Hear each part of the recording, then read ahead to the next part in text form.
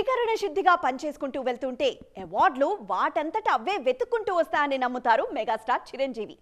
పద్మ విభూషణుడిగా ఆయన తెలంగాణ రాష్ట్ర ప్రభుత్వం సత్కారాన్ని అందుకున్న వేళ వేదిక మీద మెగా బాస్ మాట్లాడిన మాటలను మళ్ళీ మళ్ళీ నెమరు వేసుకుంటున్నారు అభిమానులు.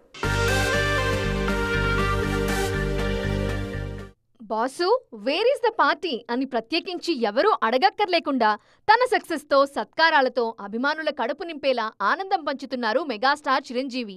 ఓవైపు సినిమాలు, ఇంకోవైపు సత్కారాలు అంటూ బాస్ వేరే లెవెల్ బిజీగా ఉన్నారు. వేదిక మీద చిరు నోట నంది అవార్డుల మాట, గద్దర్ అవార్డుల ప్రస్తావన విన్న తోటి కళాకారుల ఆనందానికి అవధుల్లేవు. ఇండస్ట్రీ పెద్దగా అవార్డులు కళాకారులను ఎలా ప్రోత్సహిస్తాయో మెగాస్టార్ చెప్పటం సందర్భోచితం అనే టాక్ వినిపిస్తోంది.